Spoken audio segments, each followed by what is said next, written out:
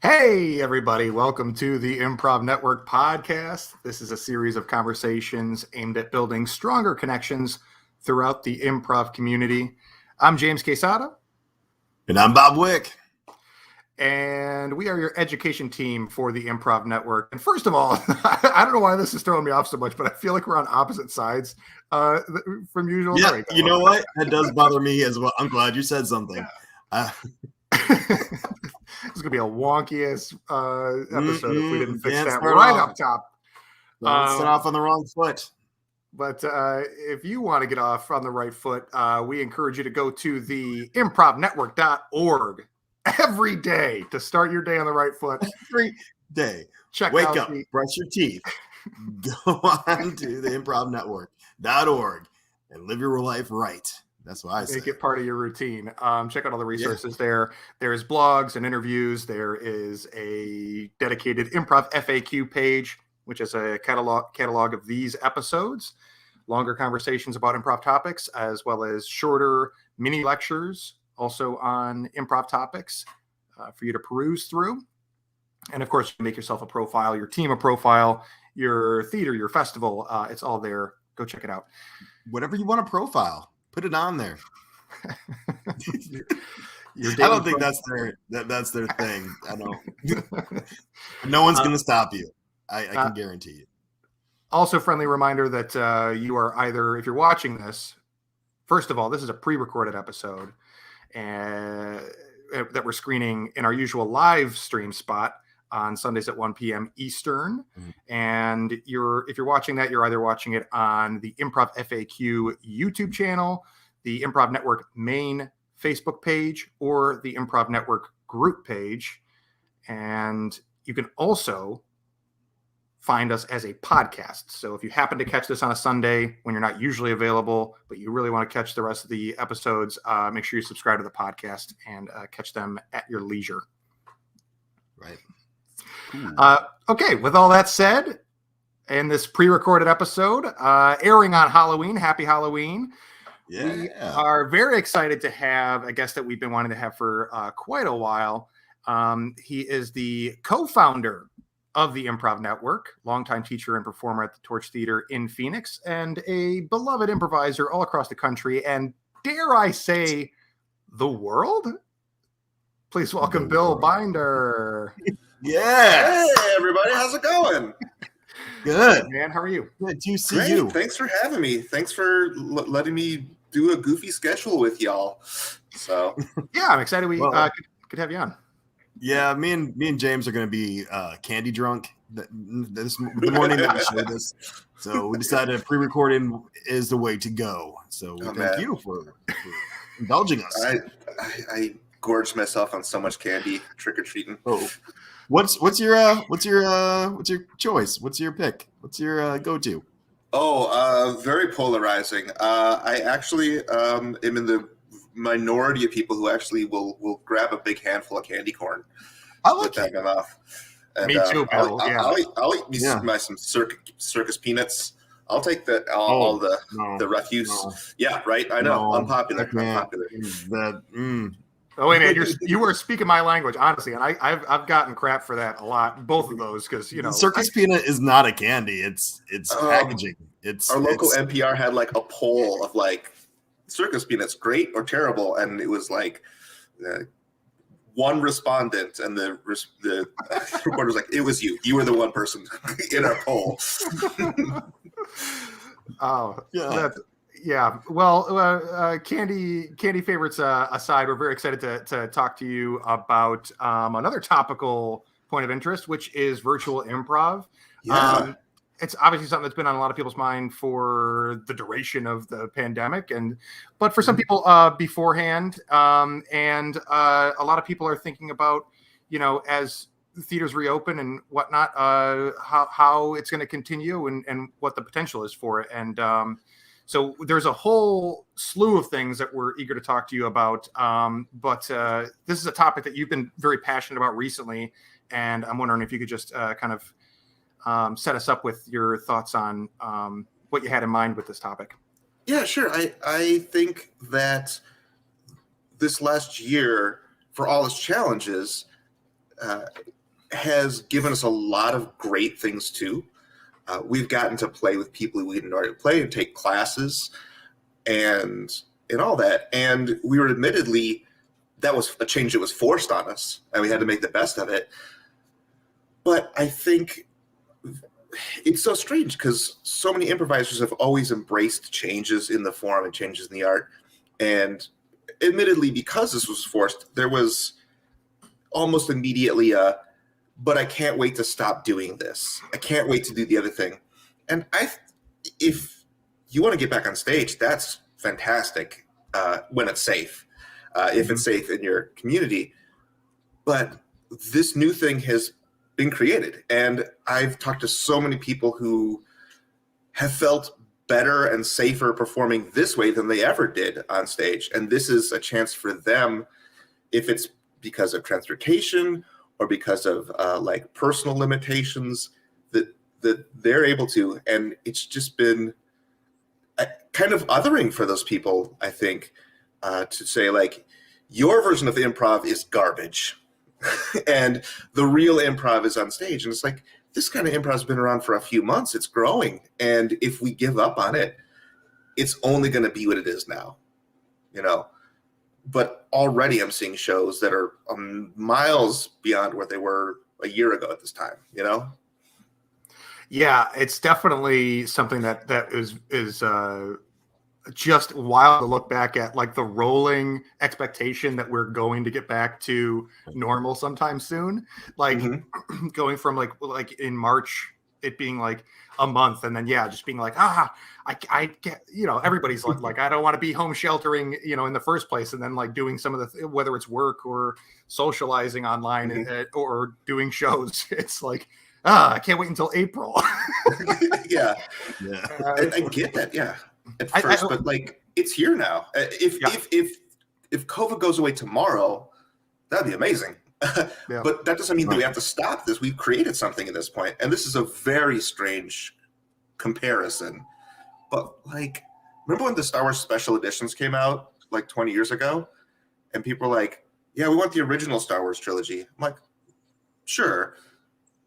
That was 20 some years ago. There's people who grew up knowing the special edition. Yeah. That's their Star Wars, Yeah, no, that's a fair point. Yeah, and it's like we've had people. Our level 6 graduating class coming up went through the whole program online.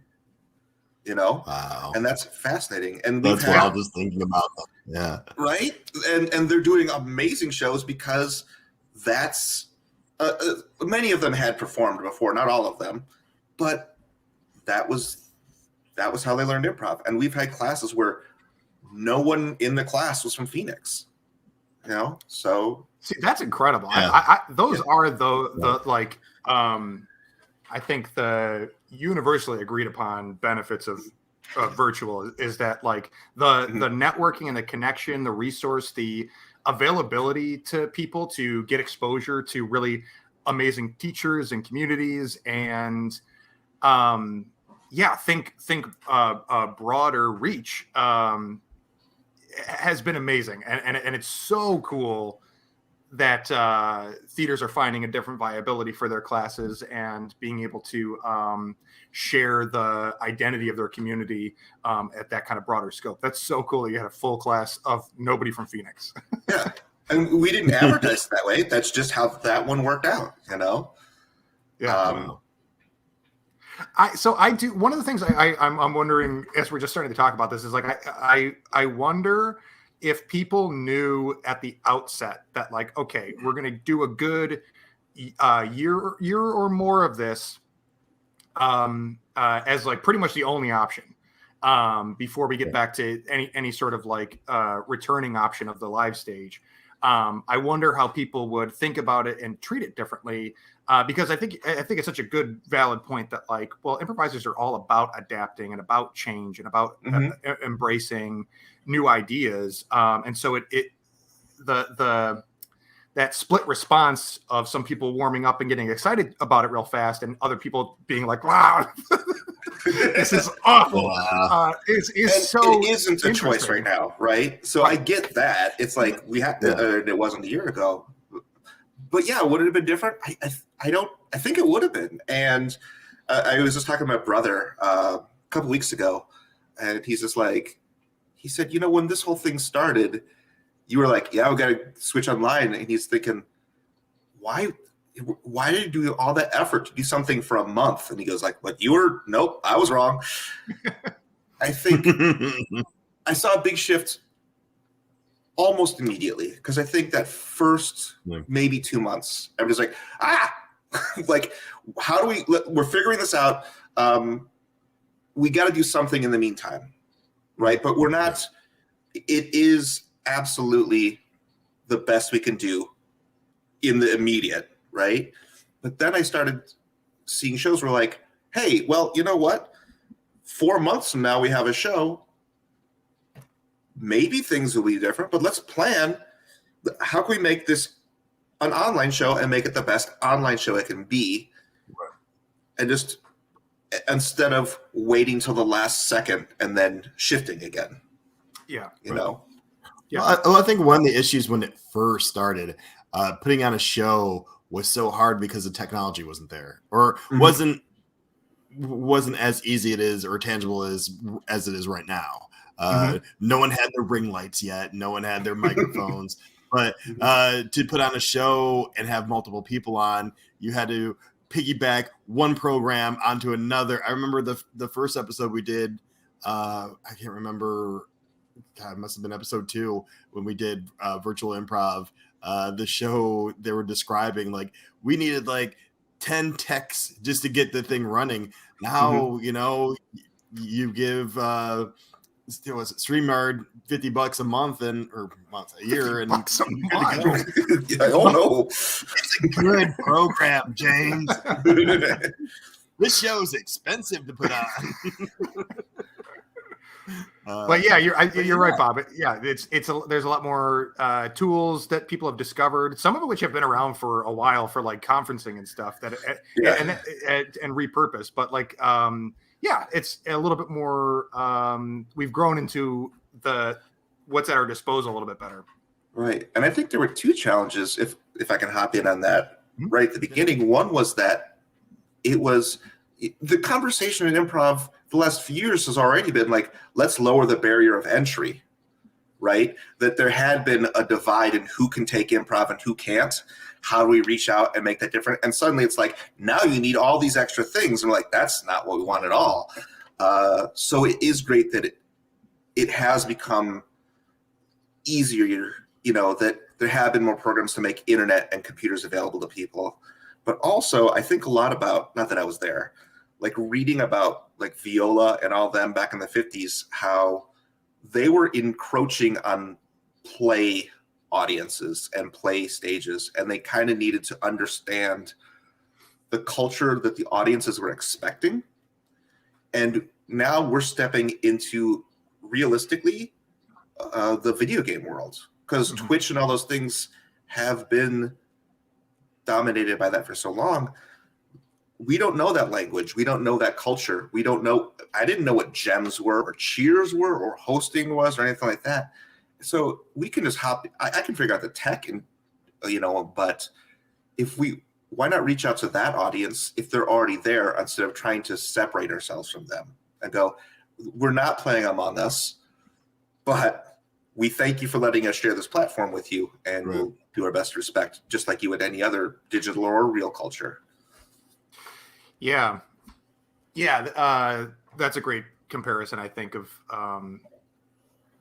well, and also honestly, I know. Just speaking personally, that was something that I was worried about, less so than like, is virtual improv up to snuff? I was like, are we kind of like bombarding people? Like, I don't know. What are your thoughts on that, Bill? How to introduce improv into those mediums that have been for video game streaming or onto social media, where it's like, people are like, I just the anxiety that people might be like, oh, another improv feed. Oh yeah. Well, for our audiences, yes, and we have to be aware of it. Like, hey, our existing audiences, we love you. Things are different. We're going to do our best to be right for you.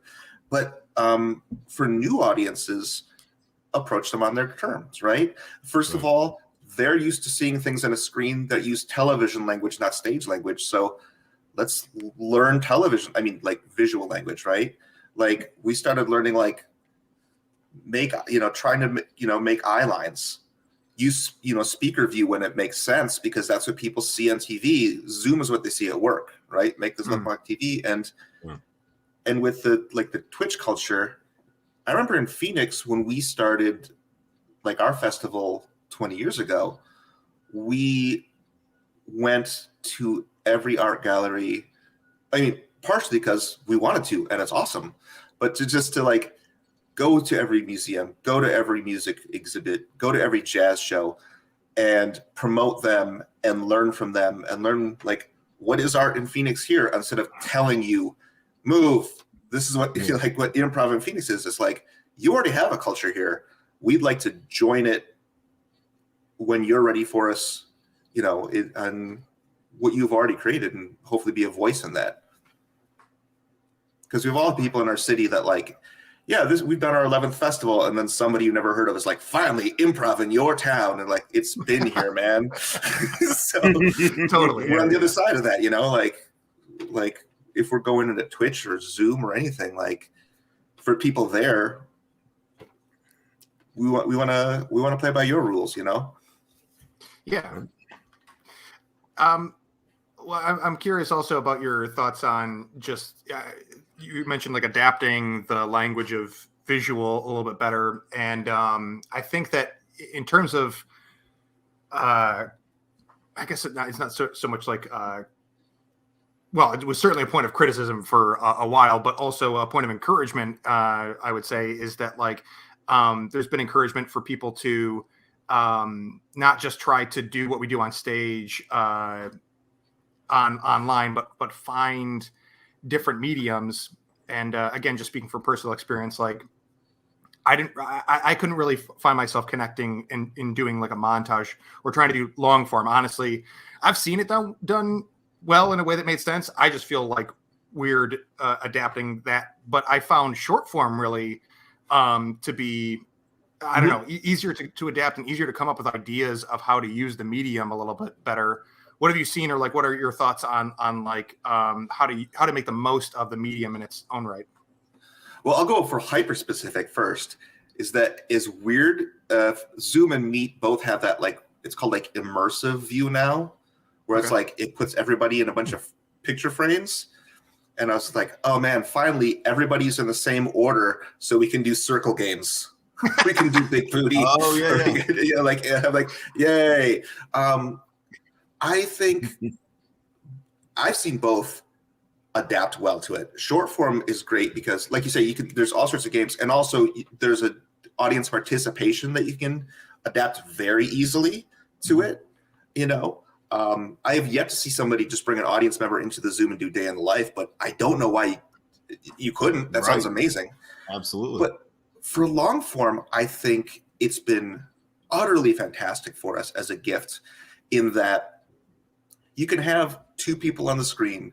You're not seeing the sidelines, and we're seeing our faces, so we can really react and see the facial expressions and I think when long form leans into like being about the relationship and being affected by each other, you can be affected over Zoom really, really great ways. And that's the best long form I've seen, is the stuff where it's just a long scene with two people, and not dry or boring necessarily. It can be silly, but when one person says something, the other person's just like, and you can like feel like the audience, the air come out of the room. even if there's no like laugh track. You use the intimacy of it, or the detail of expression. I was taking oh man, I'm gonna mess up his last name. Help me out here, Bob. Dan. I took a clown class with Chad, not Dan, but Chad. Chad. Chad. Yeah. His last name is a D, right? I'm so scared of mispronouncing it. Damjanchek or something. Oh man, Yeah, I'm blowing He's fantastic, though. We had him on the show. Yes. Yeah. He's one of my favorite people. I get so nervous trying to say. I ruined it for everybody. I cursed the moment by saying I was having a hard time coming up with it. But Chad taught a clown class, and a virtual one, and I took it. And one of the things that I loved the most that he offered up was just having being ready or sort of conditioning yourself to have reactions where you kind of like lean into to the screen. I just think that's like such a fun, simple way to like emphasize the drama of it by using this little window here. Yes, like I've taught a math with improv class forever, and I love it.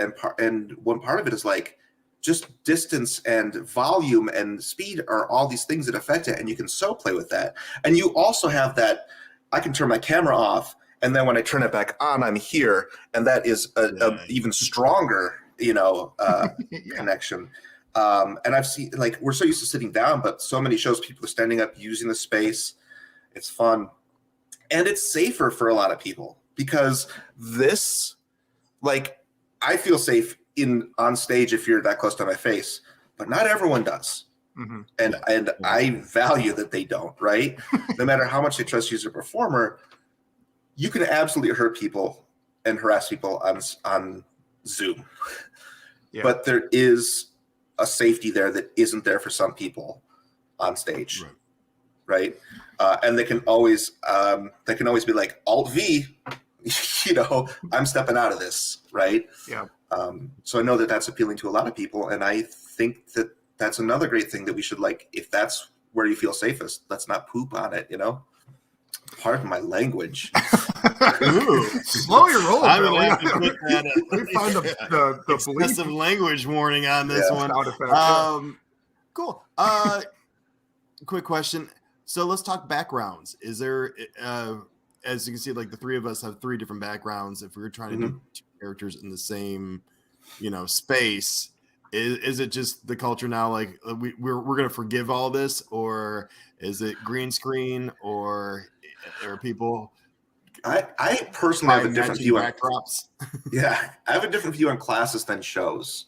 Okay. And I think it's from I took a class at the nursery, and some students it's amazing that we're meeting each other for the first time, but also seeing each other's homes, right? And I think whenever I teach a class, I try to do it where you can see behind me that I'm in a place, I'm vulnerable, this is real. And I think in a show that can sometimes be distracting, so I just go for the solid. I think it varies from show to show on what you want the presentation to be. I think if you want it to, be matched as much as possible. If everyone is solid and everything like that when possible. We try to show where everybody took a picture behind their monitor and then sent it to everyone else in the ensemble. So if I'm in a show with you, I throw up the virtual background so it looks like I'm in your room.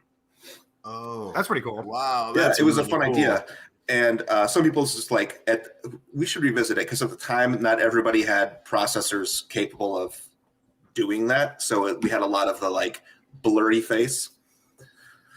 But I think just don't be distracting. I think it's like every teacher says don't wear a distracting T-shirt during a show. I'm like, just don't have a distracting background. But I do think the suspension of disbelief is different. It does, just like I said with the TV thing, is that I think if I can make it real looking, great, and if I can't, make it as neutral as possible, Yeah, that's probably honestly the best summation of it, Bill, especially between what's okay for class and what's okay for a show. For myself, if I'm watching I will ignore everything in the background unless somebody has like people moving and talking in the background. Oh yeah. I have never found it distracting, and I think that that's a big benefit. The occasional cat. Even the occasional cat. I'll ignore. Yeah, cats. Yeah, you can't help a cat. But I mean, we're trained as improvisers to watch two people on stage dressed as all three of us are, and one of them will say, "Well, we're doctors now." I'm like, "Yes, this is how a doctor dresses." In t-shirts and jeans and flannel, whatever.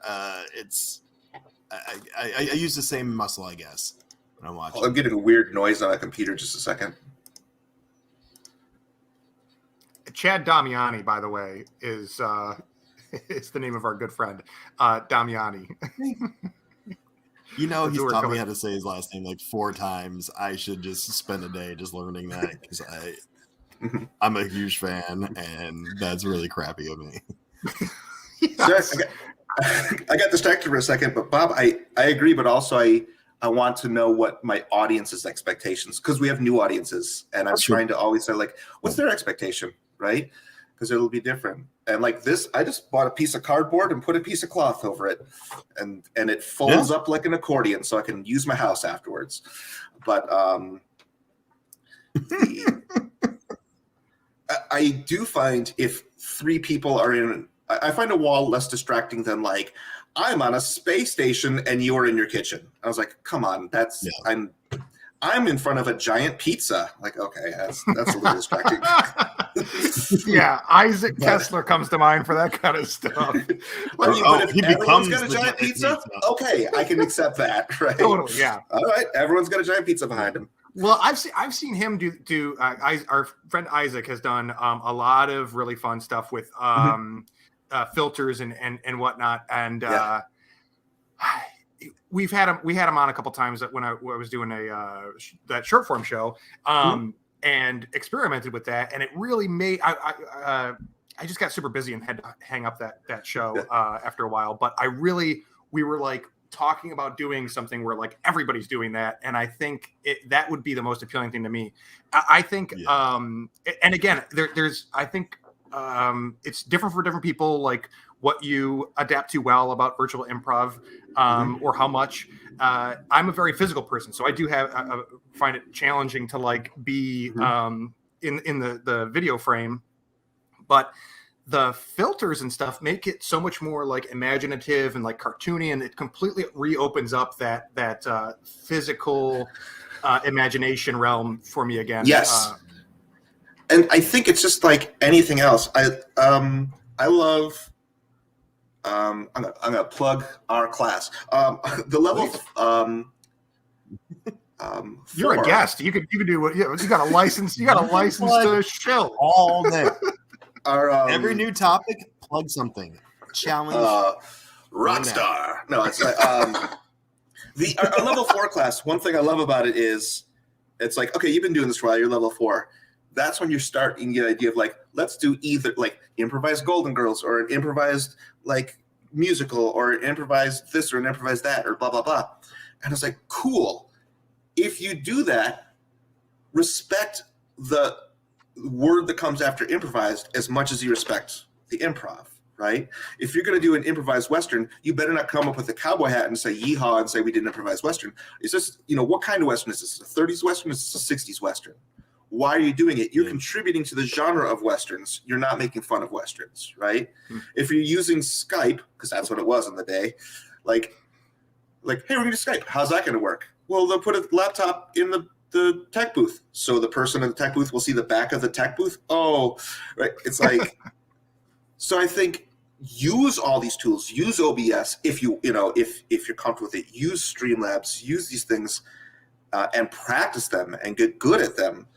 We did a Clutch Cargo show a few weeks ago where we had like just old 1950s cartoon characters except the lips, and then we did the lip talking, and it was super fun because we practiced it a few times, Wait.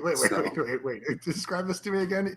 Clutch Cargo, it was an old 50s show, and they didn't have the budget for, so they just had like just one picture of the character, and then the face, they'd superimpose human lips over the cart. So it's like, Okay. I am talking now. Yeah, I can picture it. Oh. That's so funny. We did a Laurent Conan that way. used to do a bit with that. Conan did, a very similar bit. So we did a Laurent that way, and it was a lot of fun. And it gave a lot of freedom to like, again, that suspension of disbelief. As terrible as just these crude drawings are, it's like, sure, we're in a rocket ship now because people are used to seeing cartoon rockets and going, okay, it's a rocket. I'm cool.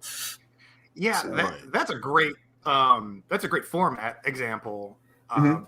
But one, two though, Clutch Cargo. I didn't know there was a show. The only thing I know that as I think there's like a club in Pontiac in Michigan called. There was, Clutch yeah. Cargo. I used to live like 10 miles from Clutch Cargo in Pontiac. I was in Auburn Hills, so I saw Veruca Salt there. Oh, okay, yeah.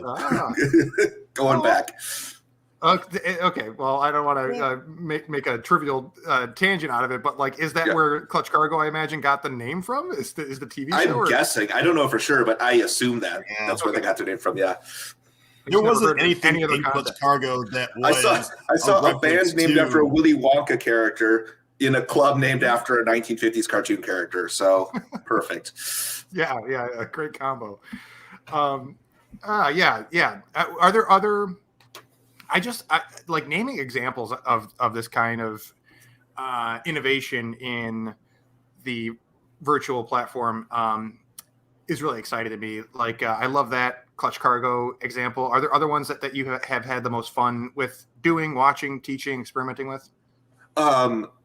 Experimenting with, yes. I've got a group of people who were always tried stuff and not everything goes up. And watching, it's a very simple format. I don't want to spoilers alert, I guess. B&B out of Portland, they live together. So even during the quarantiniest times of quarantine, they were together. But they would do a show traditional Zoom style as if they weren't, but they were able to then affect each other or visit each other and be on screen at the same time, which was nice to see, just because it was a little bit different. I like people who, like I said, play with the space or use Streamlabs. Streamlabs or OBS, they're kind of interchangeable, to make more variety show styles where they have the transitions and they have things like that. Our show has B-roll between scenes because why not? TV has B-roll. Just show the outside of a building between two scenes, and people are like, "Oh, it's another scene now because I saw the outside of a building." I know that visual cue. Yeah, and for people who don't know, I talked about it a little bit with Marcus because he was going over some of his virtual setup. But OBS and Streamlabs are both programs that will control different hardware in a recording setup, right? So you can get different camera angles and mini production studio. Yeah, great. And it's not $50 a month. Well, Streamlab might be honest. Way too much. StreamYard is not. If you're paying $50 a month for Streamlab, don't.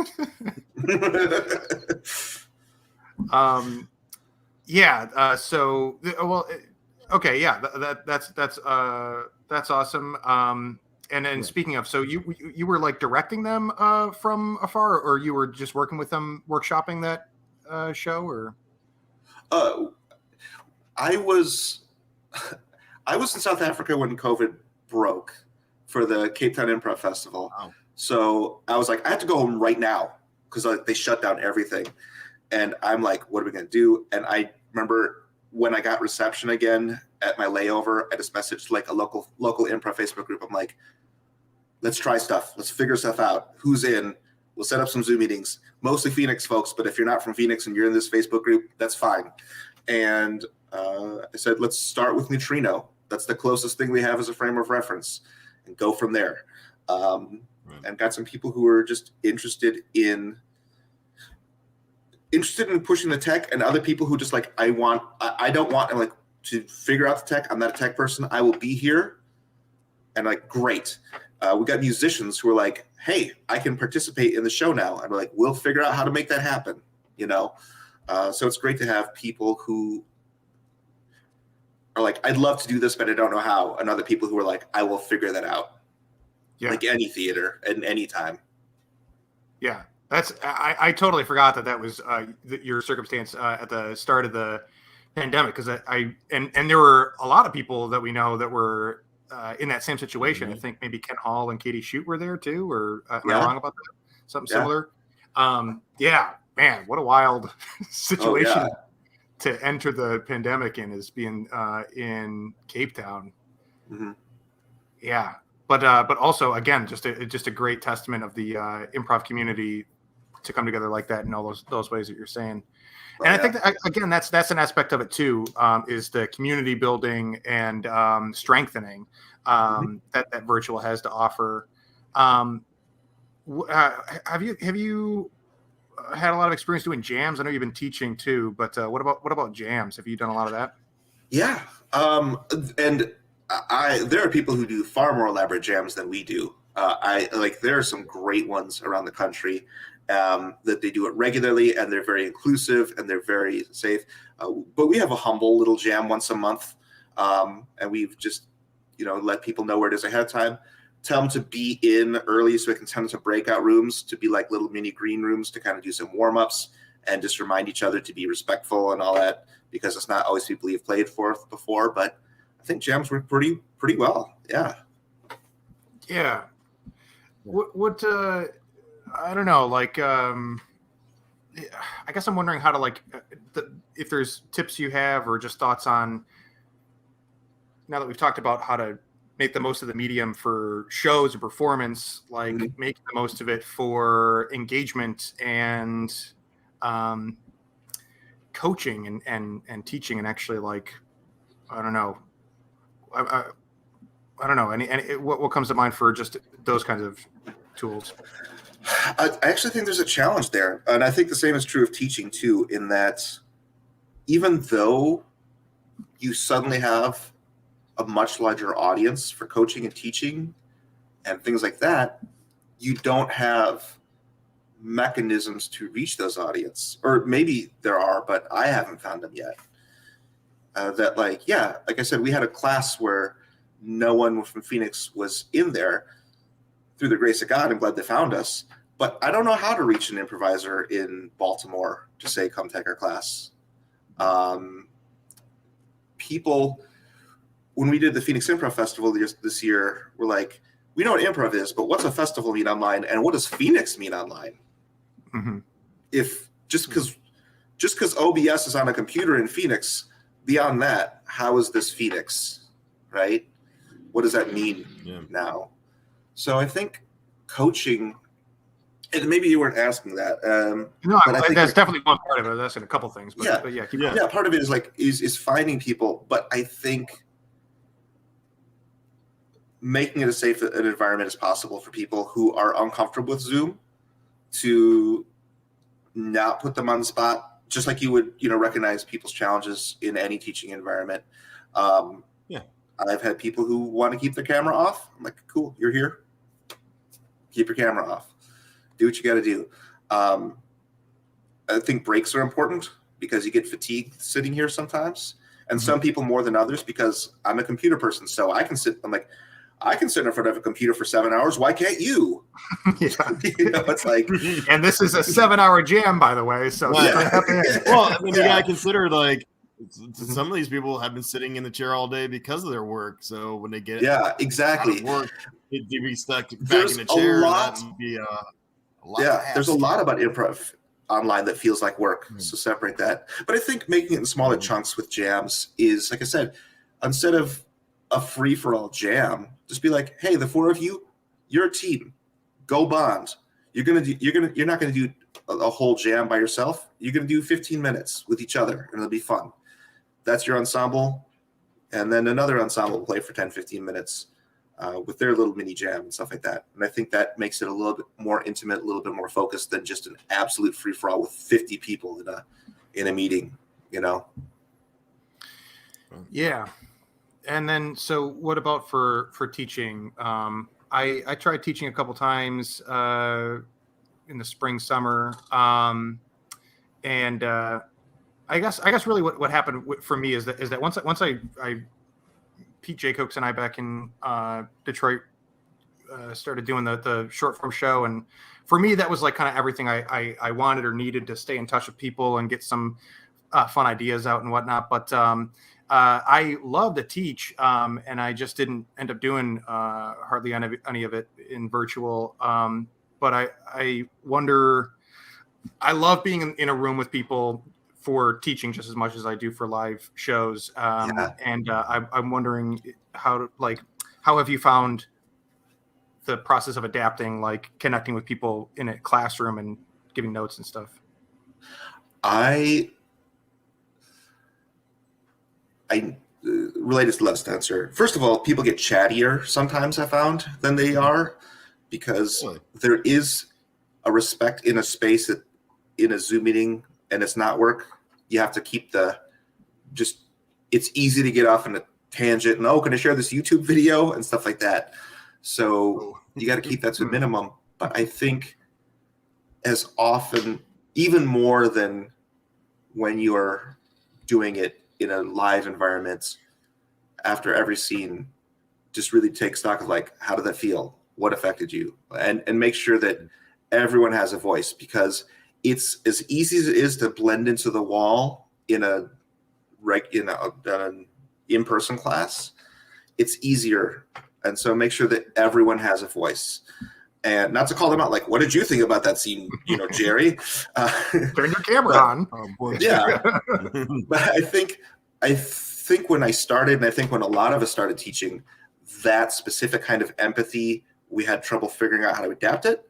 Sorry, students, from April of 2020. But to just see those reactions and watch the way they're doing it, and watch who's not participating as much, who might be feeling, especially sometimes people have a little technical problem and they think they've ruined the show. It's like, no, you're doing great. Check in on their boundaries just like you would at any other time, because we're like, oh, there's no boundaries. Like, yeah, there's still absolutely boundaries, right. And give everyone a chance to speak their piece. And I think then they have more of a sense of an ownership, even though one person's running the class, one person's leading the exercises, that they have an ownership in that process. And can feel safe doing it. Are there things that you have over the course of time started saying or doing at the top of a class, whether it's at the top of like a term or each class, to just kind of like I don't know, set the tone or get people in the right mode to give their focus? For online stuff, you mean? Versus always? Yeah. I don't think it's changed that much. I think when we it's been great, because our level ones used to be the first day was just having people become comfortable with Zoom, and now we're like, oh, they are for the most part.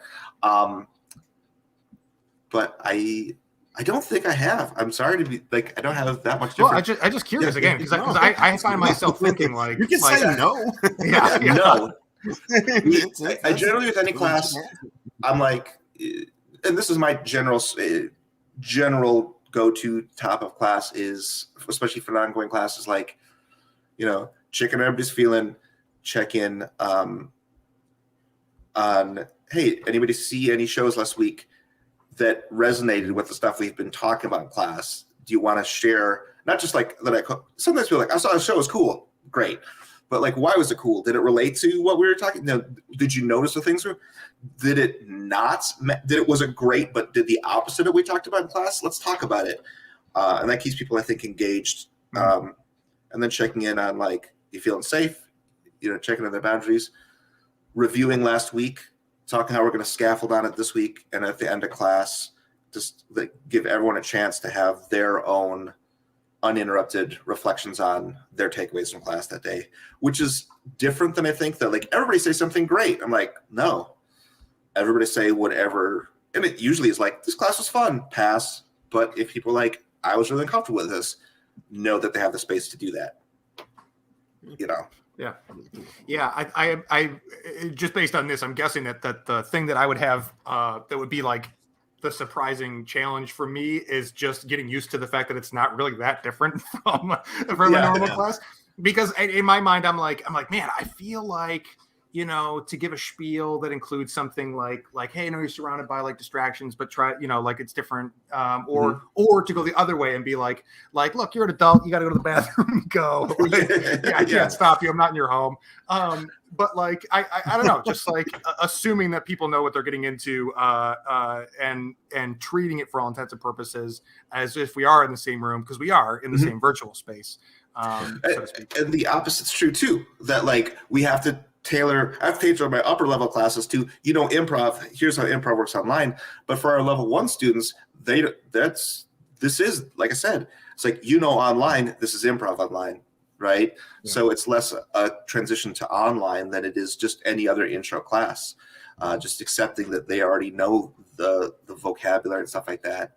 Yeah. And I think the one challenge is that whatever you're using, Zoom, everybody uses Zoom, but whatever you're using, that chat function's a blessing and a curse, because it's great to just throw in a note without interrupting sometimes, that they can see, but also it can become a peanut gallery sometimes.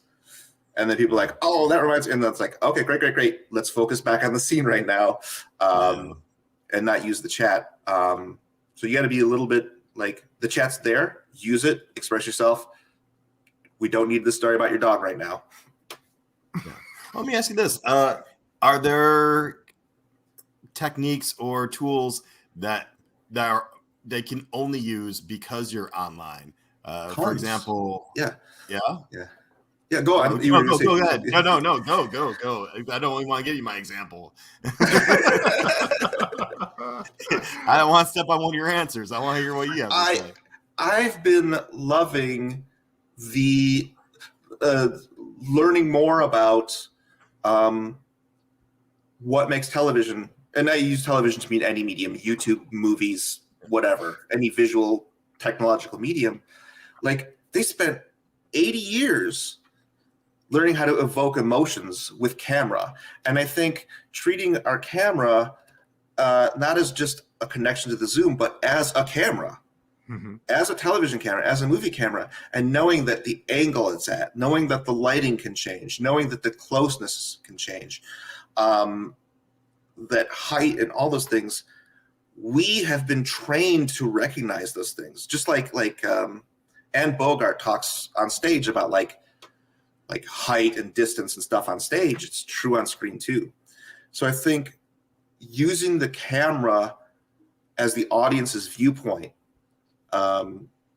gives us a lot of stuff, and we can have jump scares, we can have fades, we can have reveals, we can hold on things, and we can direct the audience's attention to like, hey, look what this person is doing.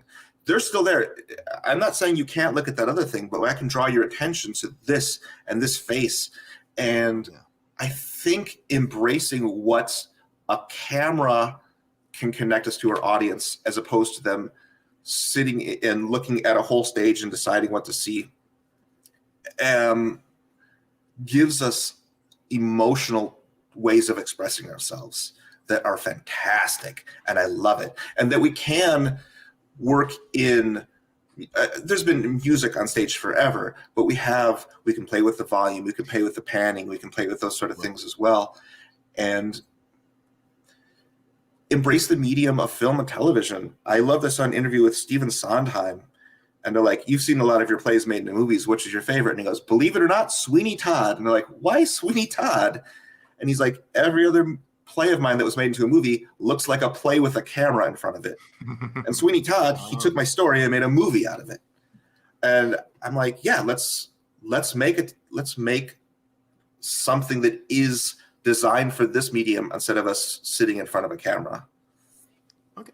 Same question, but with students, like for teaching, like, is there anything like any warm-ups or any exercises? Like if you have a student who's afraid to play big, do you have him turn his camera off or something along those lines? Yeah, absolutely. Sorry, I cut you off and answered a different question. No, But, I love the yeah. answer. That's why I shut up, because I kind of like, no, it's a conversation. Go where you want, man. I love just a simple thing of, as you said, turning the camera on and off gives you a lot more control, and being able to keep your microphone on while your camera's off lets you still give feedback to your cast by laughing and stuff like that without being distracting. Where they really are just looking at their scene partner. I mean, yeah, I can't control what they're seeing outside of their computer screen, but on their computer screen, they're just seeing their scene partner, and that's their focus. And maybe they'll have the chat window open, but it's mostly just them.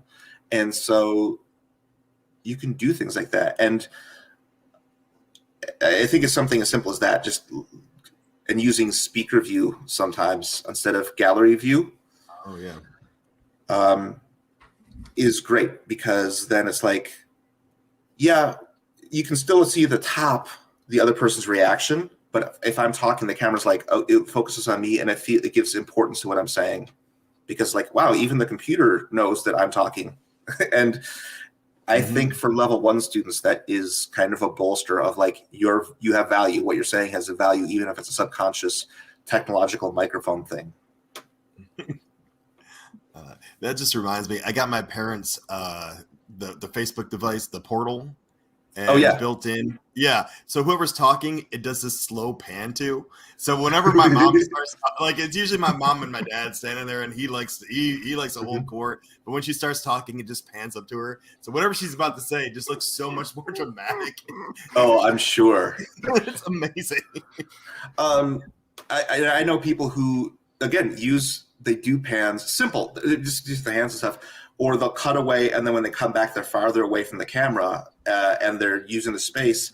And I've even done that, again, with students, when I'm like getting into different habits. It's easy once you sit here to play the same character over and over again, because you're saying physicality, and you're like, so-and-so, get as far away from the camera as you feel safe that you can still interact. And they're like, oh, why was that so different? Why was I so emotionally unattached as a character? I'm like, because you were talking at a normal volume to somebody who felt very far away from you, right? And we can control that sort of thing. Yeah. Well, I think we've really made the rounds on all the different aspects of virtual and the performance and teaching and coaching and collaborating. Let's come back to like the main takeaway, because that's really where this started, Bill. Obviously, a lot of this stuff that we've talked about has had its ground covered. I don't know if that's the right term, but really, what do you want people to take away from like a new mentality, or just a different way of looking at virtual improv? If you don't feel comfortable doing virtual improv, I don't think you should force yourself to like it. I mean, maybe give it a shot, but don't force yourself, just like anything else. But if people are invested in that, celebrate them the way you would celebrate any other improv, right? Even if you're not watching it, celebrate them doing it, signal boost them doing it, and don't respond to every comment of like, oh, well, when are you doing this show? I'm like, never. I'm doing this. It is its own thing now.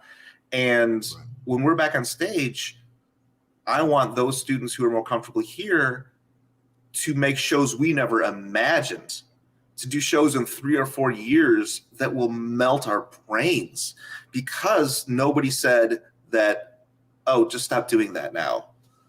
I hope when theaters come back, they have their Friday night show with an audience and a different show online for a different audience, and let both happen. And I hope training programs don't throw this away when they start coming back, because there's value in this, and we're only beginning to find it. So find teachers who love this and say, teach that class, and have this other teacher teach the one in room 106, because I think there's cool things that are happening here. Yeah, it's just the beginning. Yeah, wonderfully said, Bill. And thanks so much for coming on to talk about it. I think that really is a mentality shift that we just need to all be mindful of overindulging in whether you do or don't like something. Well, it almost reminds me of the old I prefer long form. Well, I prefer short form. Like, oh my gosh, yes. And that's why it's so weird, because it's also like, oh, well, I do real acting in a play. And it's like, hey, improvisers, for 30 years or more, we've been complaining that like other actors say we're lesser, and we're not. What we're creating is beautiful.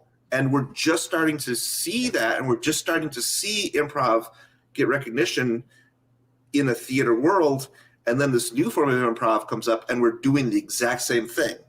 And it's like, nah, right? This is maybe, early Johnstone, committee stuff. But man, that's when the innovation came, right? Because they like, no, I don't care if you don't like it. I'm going to keep doing it. So yeah, let's not treat online improvisers the way that we felt treated for so long. Yeah, absolutely. It's so hard not to like. There's something human nature about it, right? Where it's just so hard to go through like trials and tribulation or do something innovative and be like, I don't care what people think, and like they can give me shit all they want, like you'll see. And then see, wherever you wind up getting through and being successful with where you're at, then turning around and being like these new kids trying to do something new. But these new kids, every old person says about their music. It's like what every old person says about their music compared to these kids today. You don't understand. So you know what? The kids these days who their first improv class was in their own living room. They're going to be teaching in a few years, and they're going to be running their own theaters in a few years.